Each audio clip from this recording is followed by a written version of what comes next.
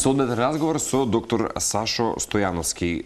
Јас би рекол, како и утринава, ќе се повтора, може би еден од водечките хирурзи во Македонија, специјалист по општа хирургија, кој што баш ќе ни го отвори денеска малку светот околу една од најсовремените или најпрецизни техники во хируршкиот третман на ректалниот карцином, или, доктор Сашо, ќе ме поправите, ама ќе се обидам, вие латинскиот израз ни го споминавте, класична абдино-перинална ексезија. Тоа е всушност, ако не се лажам, називот на ЕЛАП. Екстралеваторна. Дополнително. А инаку, еве, нова метода, која што од јануари месец веќе ја има имплементирано токму нашиот тим во јавната здравствена установа Градската општа болница 8 септември. Што представува оваа напредна метода ЕЛАП? Како тие ги менува медицинските пристапи, можеби и му се овозможува секако на секој пациент подобар онколошки исход и поквалитетен живот. Веќе, како што ни кажавте, од почетокот на оваа година веќе 8 пациенти има прилика токму да бидат сведоци веќе на оваа нова метода. Прво ќе ви посакаме добро утро. Велите, може не ви е секој не ви е да се појавите на телевизија, ама ние ова прво искуство со вас ќе ви го направиме да ви биде незаборавно, а и се надевам дека ова нема да биде и единствено ваше појавување во утринска. Се надевам. Ви благодарам. Добре ни дојдовте, Саша. Добре, и ве може да ни кажете, и веројатно тоа е нешто што многу ги интересира и гледачите и нас еве тука како домаќини на емисијата, што значи оваа метода, за каков тип на операција или оперативен хируршки зафат станува збор, бидејќи споменавме имате искуство од Србија, тоа ќе го споделиме се. Но од почетокот на годинава веќе 8 интервенции се направени, тоа исклучиво од вас, бидејќи вие во моментов сте единствениот кој што ги извршува овие методи на ЕЛАП, ако можам така да се изразам. Точно. Ајде малку понародски да им објасниме на гледачите за што станува збор. Веќе почнеме со дефиницијата за ЕЛАП, тоа е скратеница од екстралеваторна абдомино-перинеална ексцизија. Таа процедура се користи кај нас, да речеме, нели новитет, односно еден вид на апгрейд на една претходна абдомино-перинеална ресекција или традиционалниот начин на изведба на операција. Изведба на операцијата, да.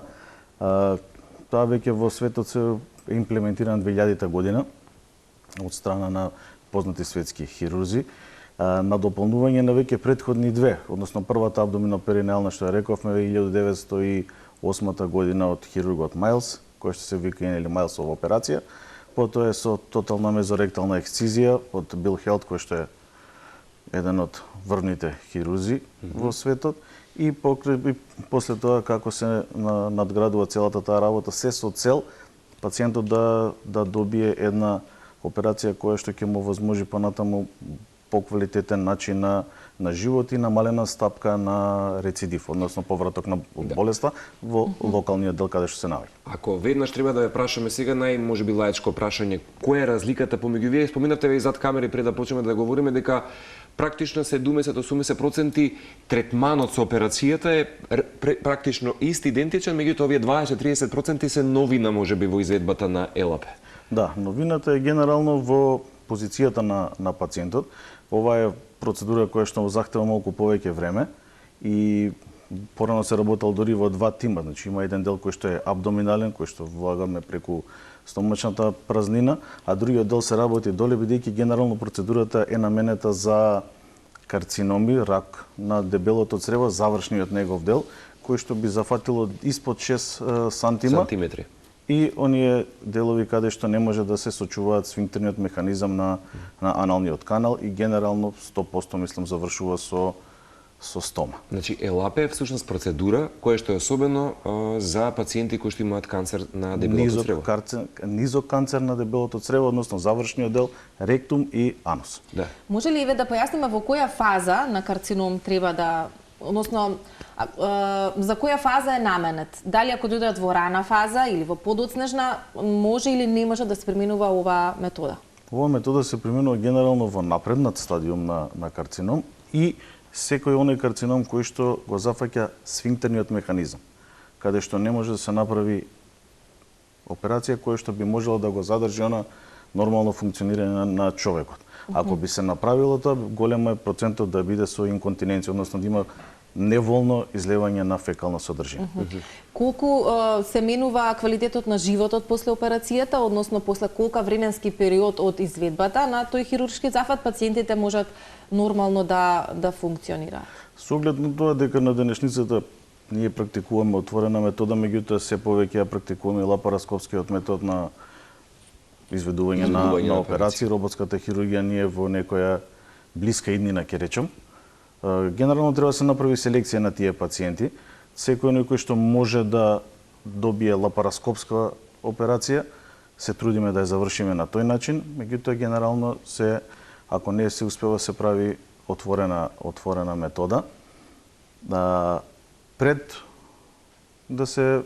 кога ќе дојде пациентот со веќе дијагностициран карцином, дали ендоскопски и патохистолошки верификуван, се следат светските трендови. Што значи дека претходно треба да отиде на терапија која што се одвива на онкологија. Тоа е неоадјувантна се вика терапија, тоа е терапија која што би требало да ја прима пациентот во неколку сеанси. Тоа го одредува онкологот со цел да се намали тој тумор, да се намали карциномот, со оглед ние да имаме малку полесно и по-отворено поле за работа. Значи, терапијата се пие пред оперативниот зафат? Тука немаме само пиење терапија, зависи тоа го одредува онкологот, меѓутоа генерално е таа хемотерапија и зрачна терапија. Така. Комбинирана терапија. Да, па потоа следи операцијата на овој или на оној начин, генерално практикуваме сега во последно време ЕЛАПЕ. Зашто?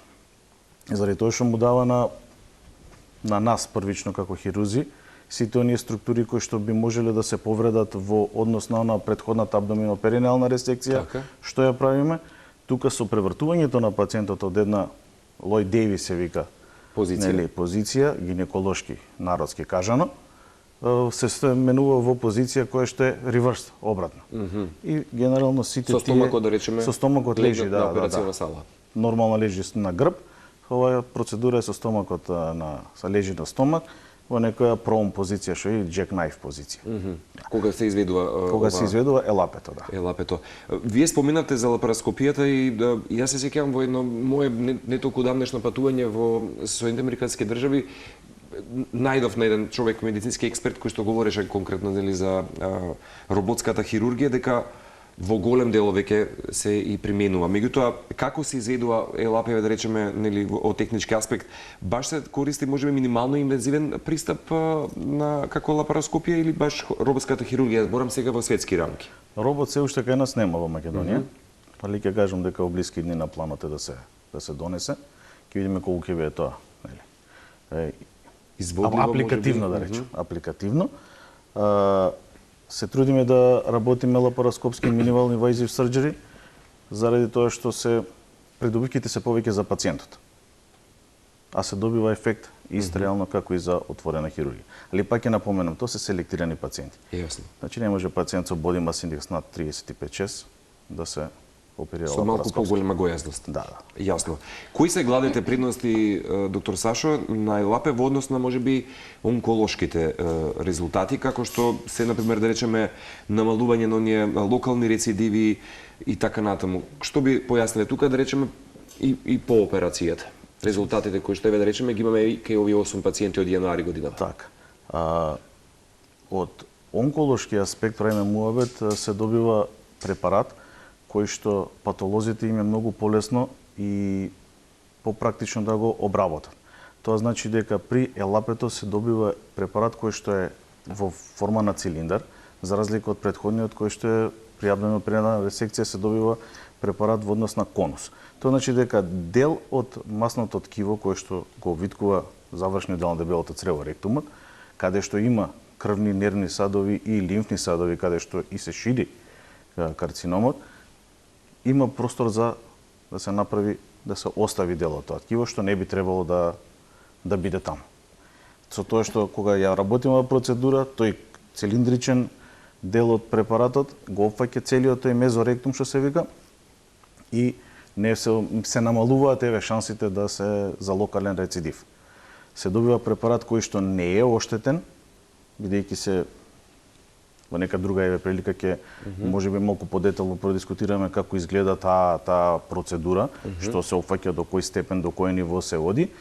и се избегнува и таа работа. Предпоставам дека во зависност од пациентите и деликатноста на неговата состојба, нели, и здравствениот наод кој што го има кога доаѓаат нели кај вас, колку отприлика трае часа операцијата или тоа знае дека зависи од конституцијата, од хабитусот на пациентот. Генерално веќе се надминати оние стереотипи да пациент кој што боледува од малигна болест треба да биде слаб. Се почесто доаѓаат пациенти кои што кога на прв поглед би ги виделе не би ни помислиле дека има можеби било каква болест, диагноза, а не па да боледуваат од карцином. Колку е честа оваа состојба кај нас со карцином на дебело црево? Бројките се поразителни, верувајте. Вистина? Да. Она што успеав и јас да стигнам, тоа е до 2021 година, може би грешам, нели, еве ако има Заводот за статистика на малигни болести кој што функционира, да. Имаме тенденција од 2016 до 2021 за зголемување на бројот на заболени со карцином. На што се должи тоа? Имате некакви податоци, кои се тригерите, кои се факторите, причините кои што влијаат? Начинот на живот, најме дека е... Тоа е, на светски рамки под број 1, генетската конституција, значи наследните фактори, секојдневното нели функционирање, конзумирањето на храна, алкохол, цигари, сето тоа допринесува. Доктор Сашо, ќе ни откриете и колкав тим работи кога станува збор за една операција и бидејќи премалку споменавме дека вие сте во моментов единствениот кој што ги изведува овие оперативни зафати во Македонија, но искуството го донесовте и го стекнавте во соседна Србија. Точно. Како оди поврзаноста, со кои таму соработувате и колку вакви хирурзи има можеби на таа територија, бидејќи споменавте дека и таму се ретки, дали можеби и тука работите и таму работите? Нови Сад, тоа е институтот за онкологија во Сремска Каменица, во принцип, тоа е на 2-3 километри од Нови Сад. Се работи за професор доктор Зоран Радовановиќ, тој е пионер во цела оваа работа за ЕЛАПЕ на нашиве простори. Генерално, како што спомнавме пред да започне емисијата, ние сме малце верни на традицијата, сето она кое што го работиле нашите предци од областта на хирургијата претходно. И тоа не е некако тоа е комфорт зона, веројатно, најверојатно. Потешко се изгледа. Најверојатно, да. Видите, захтевна е оваа операција. Порано работеле два тима. Еден тим кој што го работи абдоминалниот дел, другиот дел кој што го работи перинеалниот дел. Добро. Затоа што сигурно пробива 3,5-4 сати оваа операција. Без разлика. Добро. Значи во моментов вие сте единствениот кој што тука работи, но работите ли и таму? Колку во Србија? Да, многу да интервенирате многу често не, јас не можам да интервенирам таму, бидејќи немам лиценца. Меѓутоа колегите се многу коректни и ми дозволуваат да партиципирам во нивните операции. Лиценцата која што добивате е само за вашата клиника? Да. Вистина? Само за Македонија. Иако е да речеме универзално прифатено да речеме како операција и метода? Нема врска. А има ли интерес од можеби помлади ваши колеги да нели ја научат методата да се надевам дека после ова би имал. После гостувањето? После гостувањето да е малку нели подигнеме и свеста на. Како не, затоа што велите поразителни се бројките кога станува збор за карцином на дебело црево и веројатно ќе треба и многу поедуциран кадар. Па не, јас би повеќе рекол дека треба народот малку да се самосвести. Да не дојде до... За да не дојде до тоа, а нашите, нели, јас би работел, меѓутоа, сепак сакам да биде тоа на малку по-ниско ниво. Бидејќи соработуваме со колеги од Институтот за онкологија горе во Нови Сад, кај нив веќе има една вид на плато. Значи има експоненцијална крива, која што во изминатите години кај нив е зголемен бројот на карцином на ректум, на пациенти, меѓутоа сега последниве 2-3 години е некој плато. Во добар стадиум, некој еквилибриум. Најверојатно да. И се они очекуваат дека тоа би се спуштило на некое друго ниво, под нормалата. Од вашето сега до сегашно искуство, од јануари билите 8 пациенти кои што веќе ја искористија методата и вашите вешти раце. Се прояви интерес можеби кај подмладокот и новите можеби хирурзи здравје Боже кои што ќе бидат можеби наследство на нашите државни болници како што и секој новитет на почетокот е интерес. Некој пат сме резигнирани и ригидни за новитетите кои што доаѓаат. Апсолутно. Меѓутоа вие сте мислам дека поинаков пример за преседан на истото. Па ќе видиме, тоа ќе покаже во иднина целата таа работа. Се надевам дека дел од младите колеги кои што се кај нас и на специализација и млади специјалисти дека ќе го препознаат целиот овој начин на операција која што ќе им даде подобар квалитет на живот на пациентите во иднина. Јасно. Споменавме за техничките аспекти можеби на процедурата, сега сигурно многумина може ќе не фатат тебе и на Телма, ќе ја гледаат емисијата можеби нели репризно или на нашиот YouTube канал, сигурно ги интересира и за постоперативната грижа и рехабилитација. Споменавте некако нели можеби како пациентите се справуваат можеби со самата перманентна колостома на операцијата, меѓутоа каква поддршка се нуди генерално за адаптација на новиот начин на живот? Каков е можеби типичниот постоперативен тек по изведување на елапето? Се трудиме да бидеме во текст со светските трендови, се практикува кај нас, пак ќе кажам како зачеток на ерас протоклите, тоа е Enhanced Recovery After Surgery, што значи дека на пациентот ако порано му се ставала назогастрична сонда која што седела до денот на испуштањето на пациентот од болница, сега тоа е само за време на операцијата, додека се метаболизираат анестетиците да може да се поврати оној гастроинтестиналниот импулс за да може да функционира. Пота сондата нема никаква неопходност. Генерално се следи после тоа и пациентот. Според тој ерас протокол не би требало се ставаат и дренови. Има некои работи кои што треба да се избалансираат и спеглаат. Сепак не е исто Македонија и остатокот од светот. Какви се, да речеме, по тоа резултатите? По долг период нели треба да се прават постојано испитување, не знам, тумор маркери и така натаму.